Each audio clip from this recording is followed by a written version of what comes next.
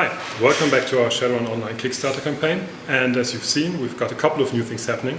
We've got a lot of updates, we've got a lot of interesting questions from you, and we're going to try and answer some of those about the gameplay right now. As of today, we will offer you a new model, an additional model to the one we already have, which is called the campaign server model. It's similar to Guild Wars, so you download the game once and then you can play it for as long as you like. But like in the pen and paper RPG, we will offer you expansions that will contain new cities, new campaigns, and new stories for you.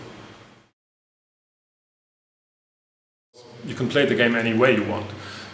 You can play it as a single-player game. You just get a runner team that you can hire from the game, and you can play it alone. You can play it with your friends. And if you don't have your friends online, you can also play it with complete strangers that you might get to know online. Of course, you can also play it as a PvP game. So, Shadowrun Online is basically divided into two parts. One is the cities, which we call hubs, where players meet and mingle, get their missions, and a lot of other stuff happens. And the other is what we call the mission maps, the action layer, where your actual runs will take place. The city hubs are places where you meet other runners, where you chat, where you craft your stuff, where you heal up, and of course where you show off a bit, because in Shadowrun it's about style. Once you actually got a mission, you will go into legwork. Legwork missions are there for identifying your enemies, for finding intel on the location that you're supposed to get to, for getting some advantages, maybe an edge, because you know knowledge is power.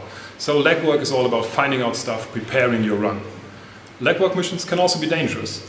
If you're bribing the wrong ganger, if you have a random encounter on your way to the Orc Underground, that's all part of a legwork mission already. So, while legwork missions are already dangerous, the real danger begins once you're actually on the run. A run can have many different goals. It's not just kill all or kill that guy. It's really part of the story already. So, in missions you will have to defuse a bomb, sabotage a research center, find somebody who's been hidden away, fight a pack of ghouls, a lot of different things. The point here is, it's not your typical RPG MMO mission, so it's not kill 5 wolves and get their hide, kill 10 wolves and get their hide, and kill 100 wolves and get their hide. So for example, your runners are hired to sabotage a secret research facility which is housing a newly created AI. The lab is cut off from the matrix, so you need to get close in order to be able to sabotage it. Your legwork told you of an old sewer entry that is connected to the lab facility. And better legwork would have told you that the sewer is filled with toxic sludge, which would have been good to know in advance. Unfortunately, as you arrive there, a gang raid took place and security has sealed off the whole area.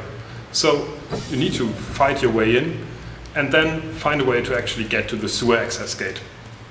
Then, when you get in, you find another runner team has made it here before you, so now it's a race.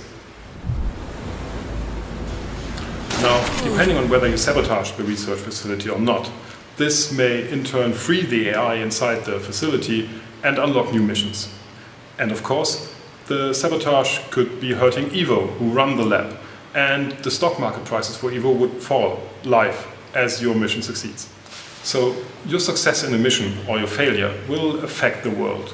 It will change corporation stock prices, it will unlock new campaign parts, and it will also affect the other runners. All the missions are part of a greater storyline, so it's not just a row of meaningless FedEx missions sending you from A to B. The first campaign will have a distinct plot involving corporations, AI, and a lot of scheming.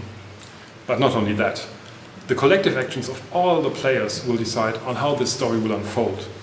And it will cross over into the pen and paper game. So whatever you do will actually write Shadowrun future. Even PvP is always going to be part of a greater storyline.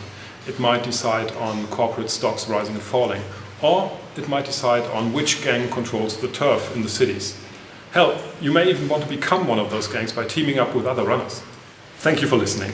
In our next update, we want to explain a bit more about the micro gameplay, how we transfer the Shadowrun pen and paper rules into Shadowrun Online, how the action system works, how the combat works. So all of this is going to be explained next time around. Thank you for supporting us and stay tuned.